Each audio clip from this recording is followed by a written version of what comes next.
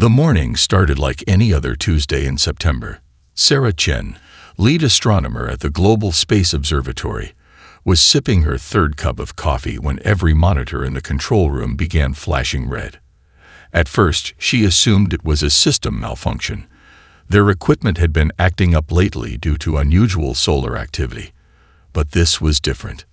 "Dr. Chen, you need to see this," called out Marcus, her youngest team member. His voice carried an edge she'd never heard before. Multiple objects just appeared in high Earth orbit. "They're massive, and they're not natural." Sarah's coffee cup slipped from her fingers, forgotten. On the main display, dozens of objects materialized seemingly out of nowhere. They were clearly artificial, perfect geometric shapes that gleamed like polished mirrors in the sunlight. The smallest was roughly the size of Manhattan, the largest nearly as big as Ireland. Within minutes, every observatory and space agency worldwide confirmed the sighting. Humanity's first contact had arrived, and they had chosen to make quite an entrance. The ships hung motionless above Earth for exactly 1 hour. Scientists theorized they were scanning the planet, while military analysts suggested they were assessing Earth's defenses. Both were correct, but no one could have predicted what happened next. At precisely 9:47 a.m. UTC, every electronic device on Earth, from smartphones to supercomputers, received the same message simultaneously. The aliens had hijacked the planet's entire communications infrastructure with apparent ease. The message appeared in every language, perfectly translated, and culturally adapted for each region. "Greetings, inhabitants of Earth. We represent the Galactic Alliance, a coalition of civilized worlds that maintains order across this spiral arm. We have monitored your development and determined that your species requires guidance to reach its full potential. We offer you the opportunity to join our workforce enhancement program. Your participation will grant you access to advanced technology, medical improvements, and eventual integration into galactic society." The message seemed diplomatic enough on the surface, but Sarah noticed something peculiar. As a scientist who had spent years studying potential first contact scenarios, she recognized the carefully coded threats beneath the polite words. This wasn't an invitation. It was an ultimatum dressed in diplomatic language. World leaders scrambled to convene emergency sessions. The United Nations called an unprecedented global assembly. Social media exploded with theories, fears, and desperate attempts to understand humanity's new reality. But in secure facilities deep beneath the Earth's surface, a very different reaction was taking place. In an underground complex beneath the Swiss Alps, General Helena Rodriguez read the alien message with an unexpected smile.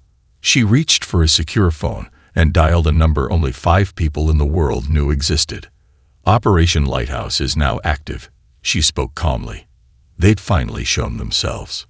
You see, humanity had a secret. 30 years ago, a routine deep space signal analysis had picked up fragments of alien communications. Instead of making the discovery public, a decision was made to prepare in silence. While the world went about its daily life, an international coalition of scientists, engineers, and military experts worked tirelessly to develop defenses against potential alien technology.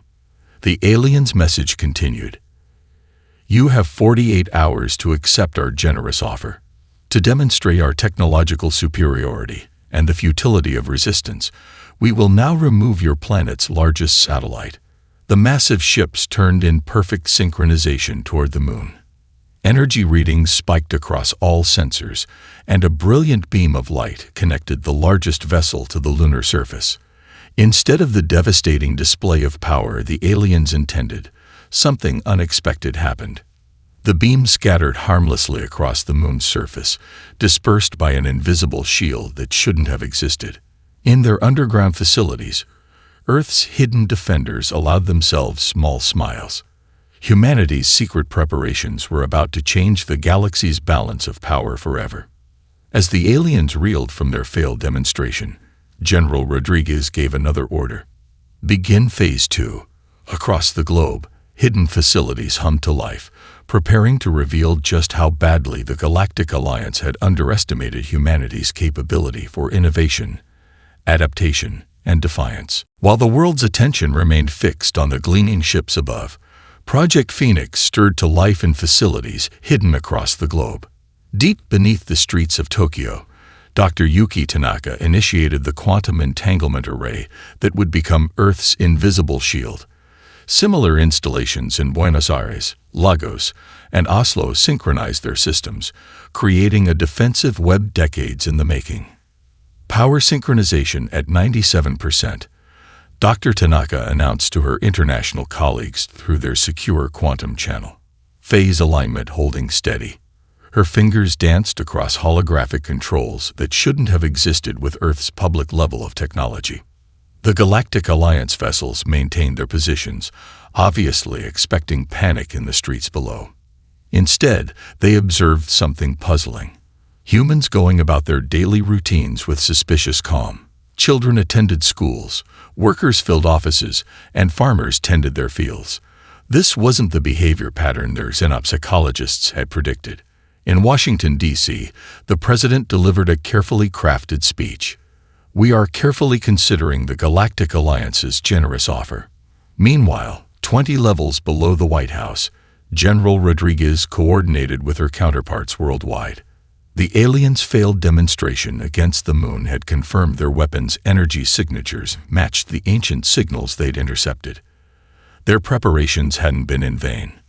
Teams Delta through Echo commenced surface protocol, Rodriguez commanded. Across every major city, ordinary-looking civilians began their assigned tasks. A street vendor in Hong Kong activated a quantum beacon disguised as a food cart. A librarian in Toronto initialized a gravity sensor array hidden within her building's foundation. A taxi driver in Cairo engaged atmospheric monitors concealed within his vehicle's frame. The Alliance observers grew increasingly confused. Their scans showed nothing beyond 20th century technology, yet something felt wrong.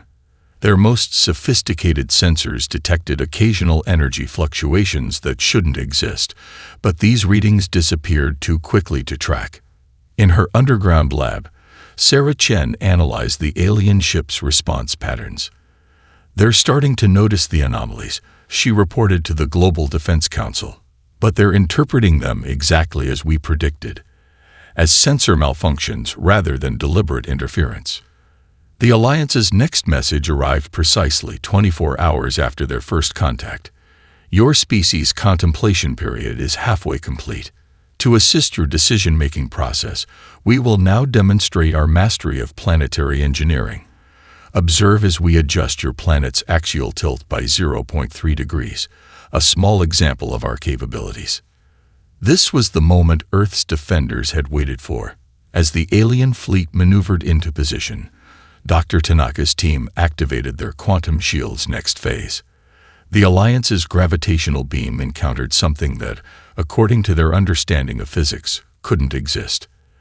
A controlled quantum field that absorbed and redirected their energy into Earth's own defensive systems. "Power transfer successful," Dr. Tanaka reported, allowing herself a small smile. "Their attack just charged our secondary arrays to full capacity." The Alliance commanders frantically analyzed the failed demonstration. Their sensors still showed a primitive civilization below, yet somehow their most advanced technology had been countered with contemptuous ease. More worryingly, they detected complex energy patterns emanating from Earth's surface, patterns that seemed to shift and vanish whenever they tried to focus their instruments on them. In the Swiss facility, General Rodriguez watched the alien ship's erratic movements with satisfaction. "They're starting to realize something's wrong," she noted to her staff. "Initiate the next phase. Let's show them what humanity's been doing while they thought we were alone in the galaxy." Across Earth, hidden installations began powering up their main systems. The song of quantum generators built to a crescendo beneath major cities. In countless homes and businesses, ordinary citizens activated devices that had been disguised as everyday appliances. Earth's true defensive grid was awakening, and the Alliance was about to learn that humanity's greatest strength wasn't in their weapons, but in their capacity for patient, methodical preparation. As the 48-hour deadline approached, humanity's hidden guardians prepared to reveal just how badly the Galactic Alliance had underestimated their supposed easy conquest. The real question wasn't whether Earth would submit. It was how the Alliance would react when they realized they'd walked into humanity's carefully laid trap. As the Alliance's deadline expired, their massive fleet began its descent through Earth's atmosphere. The alien commanders had executed similar operations on 12 other worlds. Their battle computers predicted a 99.8% chance of success. They were about to learn an important lesson about human ingenuity. The first sign that something was wrong came when their quantum communications network flickered. Commander Zex of the lead vessel dismissed it as atmospheric interference. Then their targeting systems began displaying conflicting data. By the time they realized something was systematically dismantling their technology, it was too late. In her underground command center, Dr. Tanaka watched the aliens' formation deteriorate. The electromagnetic pulse network is performing beyond expectations, she reported. Their ships are operating on isolated systems now. 30 years of studying intercepted alien transmissions had taught humanity exactly how to unravel their sophisticated technology. The Alliance's mighty warships, each capable of destroying a small continent, found themselves struggling against an invisible enemy. Their sensors detected primitive radio waves and electrical emissions, but somehow these simple signals were interfering with their quantum-based systems. It was like watching a Stone Age spear disable a fusion reactor. Impossible, yet happening before their eyes. Sarah Chen's team had prepared a special surprise. Every microwave oven, cell phone tower, and satellite dish on Earth had been secretly modified over the past decade. Now they activated in perfect synchronization, creating a complex interference pattern that turned the planet's entire communications infrastructure into a weapon. Their neural networks are failing, Sarah announced, watching the data stream across her holographic display. They're losing their shared consciousness capability. The Alliance relied heavily on artificial intelligence to coordinate their fleet. Without it, each ship was forced to operate independently, exactly as humanity had planned. The alien vessels attempted to regroup at high altitude, but Earth's atmosphere itself seemed to turn against them. Dr. James Morrison's atmospheric manipulation project, disguised as a global weather monitoring system, created controlled air pressure differentials that buffeted the massive ships like toys in a wind tunnel. Inside the Alliance flagship, Commander Zex faced a crisis. Their most basic systems were malfunctioning in ways their technical manuals claimed were impossible. Emergency protocols failed. Backup systems crashed. Even their supposedly unhackable quantum computers displayed error messages in human languages, taunting them with primitive emojis. Launch the drone swarm, Zex ordered in desperation. Millions of combat drones deployed from the fleet's hangars, their artificial intelligence programmed to seek and destroy any resistance. As they descended toward Earth's cities, humanity revealed another surprise. Every traffic light, security camera, and automated door sensor had been upgraded with hidden quantum entanglement chips. This invisible network reached out to the alien drones, flooding their programming with contradictory commands. Confused drones began flying in circles, crashing into each other, or simply shutting down in midair. General Rodriguez watched the chaos unfold from her command center. "Begin Phase 3, she ordered. "Let's show them what those processing centers really are." Across the globe, what the Alliance had assumed were civilian gathering points transformed into defensive installations. The aliens had expected to find crowds of submissive humans waiting to be processed. Instead, they found sophisticated weapon systems emerging from hidden bunkers. Each installation was powered by crystalline matrices reverse-engineered from fragments of alien technology found in ancient meteorites. Commander Zex stared in disbelief as human vessels rose from the surface, their design an impossible hybrid of Earth technology and principles that his species had considered theoretical. "How?" he demanded. They were supposed to be primitive. The answer came in the form of a global broadcast, transmitted simultaneously in all Alliance languages. For 30 years, we studied you while you studied us. Every signal you sent, every probe you lost, every transmission you thought was secure, we learned from them all. You came expecting to find easy prey. Instead, you found humanity. As their mighty fleet hung paralyzed in Earth's sky, the Alliance commanders faced an uncomfortable truth. They had completely underestimated humanity's capacity for preparation, adaptation, and technological innovation. The real battle was just beginning, and Earth held all the advantages. The Alliance's Supreme Council convened an emergency session in their flagship's command center. Their carefully planned invasion had transformed into a nightmare of failing systems and inexplicable resistance. But the greatest shock came from their cultural analysis team's latest report. Impossible, declared High Commander Vex, his crystalline form shimmering with agitation. You're suggesting these humans are actually enjoying this conflict. The analyst, a specialist in primitive species psychology, simply projected more data onto the quantum display. Across Earth, humans weren't cowering in fear. They were innovating at an unprecedented rate. In a garage in Seattle, a 16-year-old gamer named Michael Jong had reconfigured his virtual reality setup to detect cloaked alien scouts. Within hours, similar detection systems appeared in basements and bedrooms worldwide, shared through what the aliens had dismissed as entertainment networks. Dr. Tanaka's team received constant updates about new innovations. The gaming community has mapped 90% of the Alliance's stealth patrol routes, she reported to General Rodriguez. They think it's a new augmented reality game. Their pattern recognition skills are outstanding. The Alliance's next surprise came from an unexpected source. Mrs. Emma Patterson, an 83-year-old grandmother in Manchester, noticed that her knitting patterns created interference with alien surveillance devices. Within days, resistance groups worldwide were replicating her discovery, weaving disruption nets that looked like ordinary handicrafts. Their adaptation rate exceeds all known parameters, the Alliance analyst continued. Each failed attack provides them with new data, which they process and share globally within hours. They're treating this invasion like a collaborative problem-solving exercise. In her observatory, Sarah Chen made another breakthrough.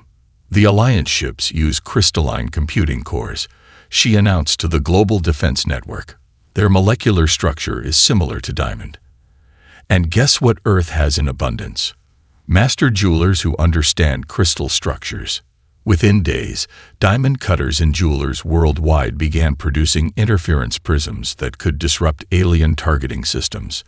The Alliance found their precision weapons being deflected by what appeared to be decorative crystals in windows and gardens.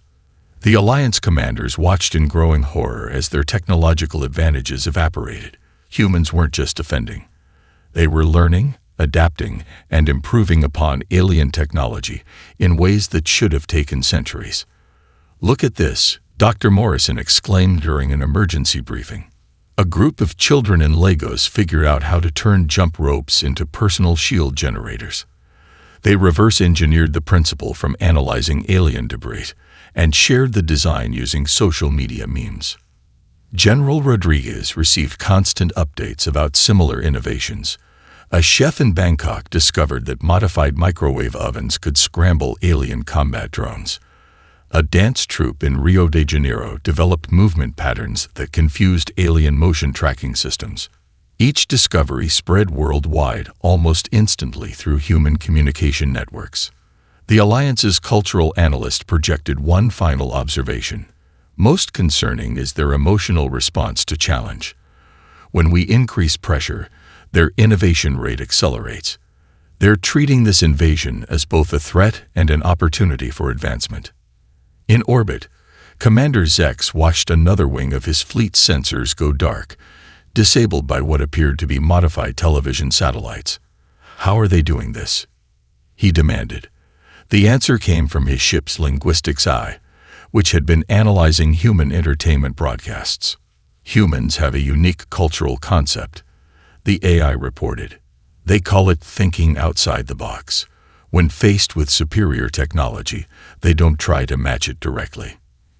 Instead, they find unexpected ways to turn their existing tools into effective countermeasures. The Alliance had expected to find a primitive species ready for harvesting.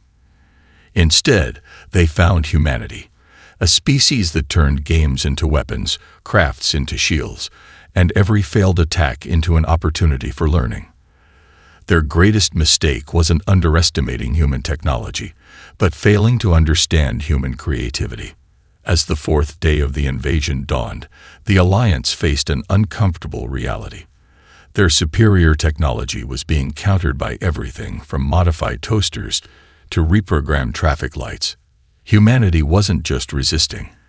They were turning the invasion into the greatest technological revolution in their history. The Alliance's Supreme Council initiated their standard protocol for handling resistant species: divide and conquer.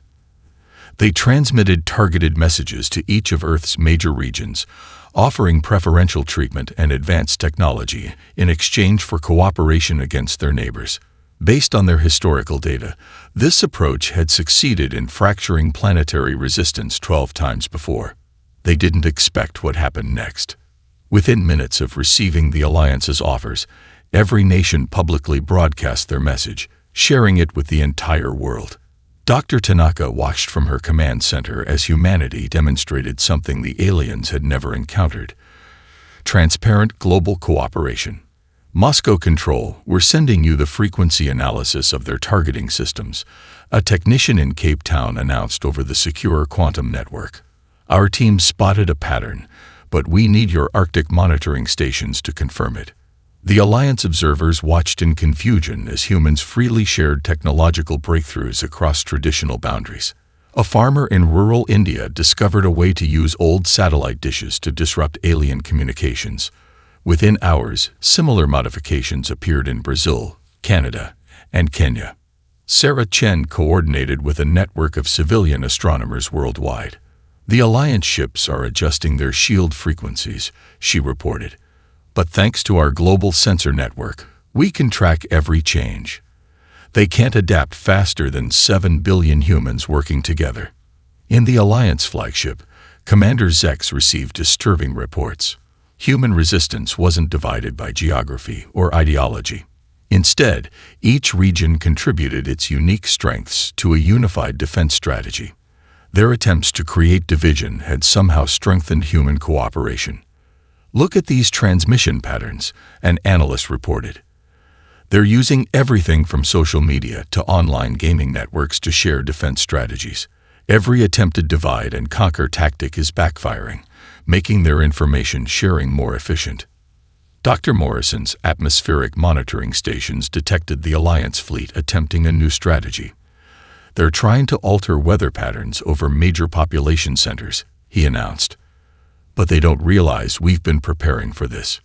Within minutes, a coordinated response emerged. Solar farms in the Sahara redirected energy to power India's atmospheric stabilizers. Wind farms along China's coast worked in sync with Brazil's hydroelectric stations to counter the artificial pressure systems. The entire planet's power grid operated as one. The Alliance's cultural research team made a startling discovery. Humans had spent centuries telling stories about alien invasions. Instead of being paralyzed by fear, they were treating this like a challenge they had mentally prepared for their entire lives. Every science fiction story, every movie about alien contact had become a blueprint for resistance. Their entertainment media trained them to think about alien invasion scenarios. The researcher reported, "They've been solving this problem hypothetically for generations." General Rodriguez received updates from civilian innovation centers worldwide. A group of students in South Korea had developed software to predict Alliance attack patterns. Engineers in Mexico found a way to turn cellular networks into a planetary early warning system. Each breakthrough was immediately shared globally, tested, improved, and implemented. In orbit, Commander Zex faced an unprecedented situation. His fleet's advanced quantum sensors detected primitive radio signals being used in ways that should have been impossible. Human television broadcasts contained hidden data streams coordinating global defense efforts. Even their primitive internet had become a neural network more advanced than anything in the Alliance's database. They're not just resisting, he reported to the Supreme Council. They're evolving. Every attack we launch teaches them more about our technology. They're not fighting us with weapons. They're fighting us with pure innovation. The Alliance had expected Earth's nations to turn against each other. Instead, humanity had done the opposite. Traditional rivals shared resources and information. Former enemies coordinated defense strategies. The entire human race had united not just in resistance, but in a collaborative effort to understand and surpass alien technology. As the fifth day of the invasion began, the Alliance faced a species that turned unity into their greatest weapon. Humanity wasn't just surviving their attacks. They were thriving on the challenge, growing stronger with each passing hour. The question was no longer whether Earth would fall, but how much humanity would advance before the conflict ended. The Alliance deployed their elite peacekeeping force, the Silent Guard, expecting to overwhelm Earth's resistance with superior training and technology. These veterans had subdued countless worlds, but they had never faced anyone quite like Ms. Rebecca Thompson, a high school physics teacher from suburban Melbourne. Ms. Thompson had spent 20 years teaching teenagers about wave patterns and electromagnetic fields. When she noticed the Silent Guard's stealth suits created subtle distortions in the morning light, she didn't just report it. She turned it into a lesson plan. Within hours, her students had developed a smartphone app that could detect invisible alien scouts. The human education system is unlike anything we've encountered, reported the Alliance's chief analyst. They don't just transfer knowledge, they teach creative problem-solving. Every civilian is a potential scientist or strategist. Dr. Tanaka received constant updates about similar breakthroughs. A food delivery driver in Singapore, Marcus Lee, mapped safe routes through occupied territories, using his knowledge of back alleys and service corridors. His delivery network became the backbone of a global resistance supply chain. In her observatory, Sarah Chen made another discovery. The Silent Guard's quantum camouflage has a fatal flaw, she announced. Their stealth field creates a subtle temperature difference. And guess who's an expert at detecting tiny temperature variations? Every baker on Earth. The Alliance commanders watched in disbelief as their elite forces were exposed by ordinary kitchen thermometers. Bakeries worldwide became early warning stations, their precise temperature monitors revealing invisible alien movements. The Silent Guard's most advanced technology was being countered by tools used to make bread. Maria Gonzalez, a florist in Mexico City, noticed that certain flowers wilted in patterns when alien scouts passed nearby. She shared her observation through social media, and suddenly gardens worldwide became detection grids. The Silent Guard found themselves tracked by botanical networks they couldn't even perceive. Their adaptive capability exceeds all known parameters, Commander Zex reported to the Supreme Council. We're not fighting soldiers, we're fighting an entire species that turns everyday knowledge into tactical advantages. General Rodriguez coordinated these civilian innovations from her command center. Each human's individual expertise becomes a weapon, she explained to her staff.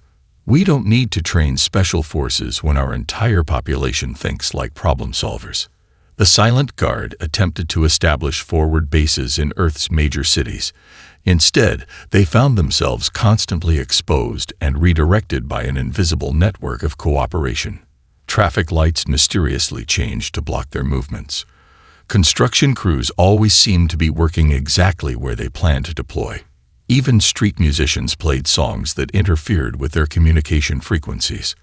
Dr. Morrison's atmospheric monitoring station detected a new threat. They're preparing to release paralytic agents into the air, he announced. But humanity had an answer for this too. Every hospital's ventilation system, upgraded decades ago during global pandemics, activated advanced filtration protocols. The Alliance's chemical weapons were neutralized by medical infrastructure designed to handle earthly diseases. The Silent Guard's commander made an unprecedented decision to retreat. His most experienced operators reported something they'd never encountered. an entire population that treated invasion response like a community project. Children's games became early warning systems. Hobby groups transformed into research and development teams. Every human they encountered was potentially monitoring, analyzing, or countering their actions. "We trained to fight armies," the Silent Guard commander reported. But how do you fight a species that turns daily life into a defense system? Their creativity makes every civilian a potential threat, not through weapons, but through pure innovation. In the Alliance flagship, Commander Zex received the most troubling report yet. Human technological advancement had accelerated beyond all projected models. They weren't just resisting. They were incorporating and improving upon alien technology at an impossible rate. Elements of Silent Guard stealth systems had already appeared in civilian devices, modified and enhanced in ways the Alliance's scientists hadn't considered. As the sixth day dawned, the Alliance faced a humbling reality. Their elite forces, trained to subdue armies, were being systematically countered by teachers, bakers, delivery drivers, and gardeners. Humanity's greatest weapon wasn't their technology or their military.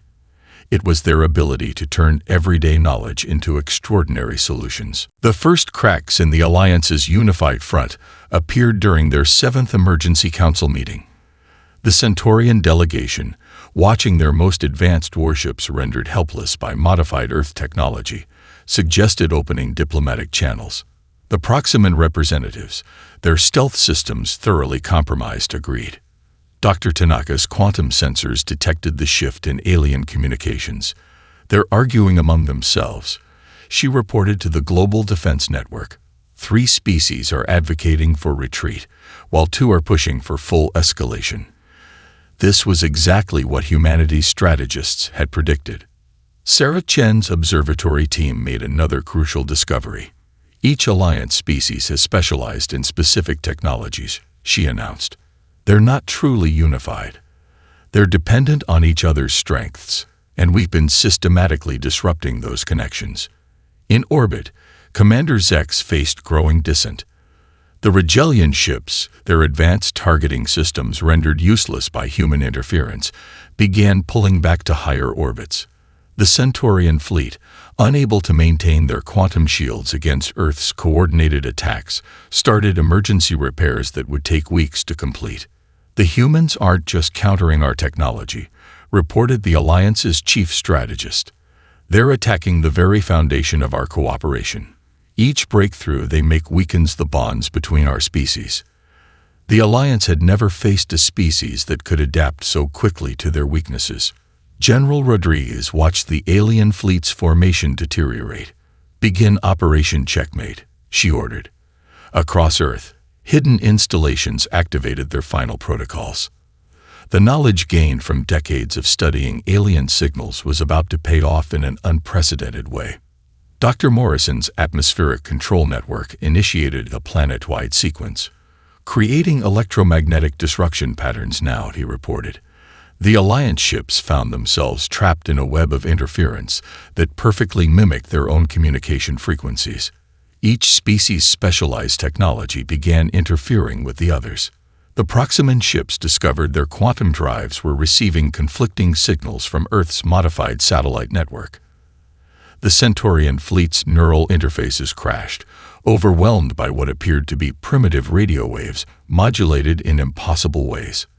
The Regellian vessels lost contact with their automated defense systems. "Impossible," Commander Zex declared as his flagship systems reported cascading failures. "They're using our own technologies against us, technologies they shouldn't even understand." But humanity had spent 30 years not just studying alien signals, but learning how to replicate and improve upon them. In her command center, Sarah Chen monitored the Alliance fleet's disarray. "Their specialized roles are becoming their greatest weakness," she observed.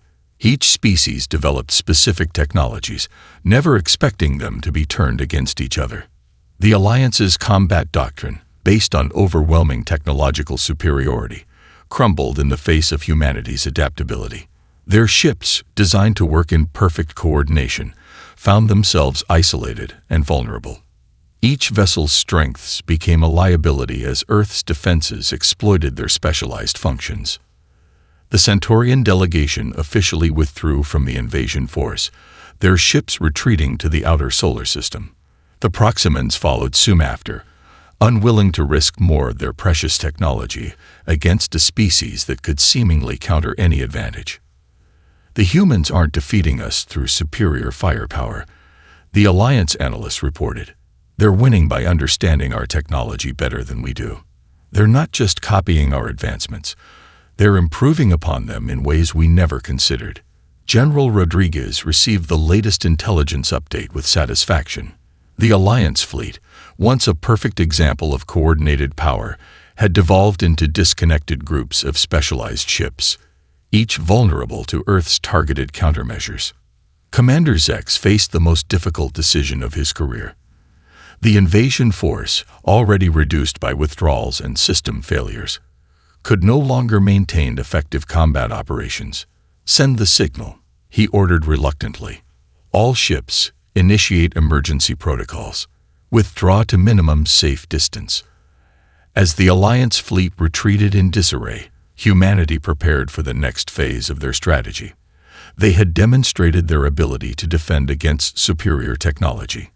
Now, they would show the galaxy something even more impressive: their capacity for turning former enemies into allies through innovation rather than force. The Alliance Supreme Council gathered for what would become a historic session. Their mighty invasion fleet, now scattered across the solar system, had been systematically dismantled by a species they had planned to enslave. But humanity's response to their victory defied all expectations. "We are receiving a transmission from Earth," announced the Chief Communications Officer. "They're broadcasting on all our frequencies simultaneously, using our own encryption protocols." The council members exchanged worried glances as the message began to play. Dr. Tanaka's voice, translated perfectly into each species' native language, filled the command center. "To the Galactic Alliance, we invite your representatives to Earth for peaceful negotiations. We offer not surrender, but partnership. Your technology has shown us new possibilities. Our innovation has shown you new perspectives. Together, we could achieve something unprecedented." In her underground facility, Sarah Chen presented her final analysis to Earth's Defense Council. The Alliance's technology is impressive, but specialized. Each species focused on perfecting specific aspects, creating dependencies. "We've proven we can master them all. Now we can help them evolve beyond those limitations." The Alliance's cultural research team made a startling recommendation. "The humans aren't seeking revenge," their report stated. "They're treating our invasion attempt as a learning opportunity. Their ability to understand, adapt, and improve upon our technology makes them valuable allies rather than subjects." General Rodriguez stood before the United Nations, presenting humanity's proposal for galactic integration. "We've demonstrated our ability to defend ourselves," she declared. "Now let's demonstrate our ability to lead through innovation rather than force." Commander Zex, chosen as the Alliance's chief negotiator, landed at a specially prepared facility in Geneva. He expected to face bitter recriminations. Instead, he found himself in discussions with Earth's leading scientists about ways to improve Alliance technology. The humans had already solved problems his species had struggled with for centuries. Dr. Morrison's atmospheric control network had evolved into a prototype for planetary terraforming. "Your environmental manipulation technology gave us the final pieces we needed," he explained to amazed Alliance scientists. "We can help make hostile worlds habitable for all species." The Centaurians, first to advocate for peace, discovered that human innovations could enhance their quantum communications. The Proximans found their stealth systems revolutionized by principles derived from Earth's simple radio technology. The Rigelians saw their artificial intelligence frameworks transformed by human creativity. "Their strength isn't just technological," reported the Alliance's chief analyst. "It's their ability to bring diverse ideas together, finding connections we never imagined. They turn competitors into collaborators." Sarah Chen's observatory became a center for interstellar research. The Alliance ships use quantum principles we never considered, she explained to a mixed team of human and alien scientists. But our understanding of basic physics revealed applications they hadn't discovered. Together, we can push the boundaries of what's possible. In orbit, the remnants of the invasion fleet were being transformed. Human engineers worked alongside alien technicians, combining their knowledge to create ships that were no longer designed for conquest, but for exploration and discovery. The Alliance Supreme Council faced a choice: maintain their old system of dominance and control, or embrace humanity's vision of collaborative advancement. The decision, when it came, was unanimous. The old Galactic Alliance would be dissolved, replaced by a new federation based on mutual respect and shared innovation. "We came to conquer," Commander Zex admitted during the signing ceremony for the new Federation Charter. "Instead, we found teachers. Human creativity and adaptability have shown us a better path forward." Dr. Tanaka stood at the ceremony podium, addressing representatives from across the galaxy. "Our victory wasn't just in defending Earth," she declared. "It was in proving that true strength comes from bringing different perspectives together. The stars await us not as conquerors or subjects, but as partners in discovery." As Earth's first Federation Research Center opened its doors to scientists from 100 worlds, humanity had achieved something greater than merely surviving an invasion. They had transformed an act of aggression into an opportunity for unprecedented cooperation, proving that the greatest power in the universe isn't technology or force, but the ability to turn enemies into allies through innovation and understanding.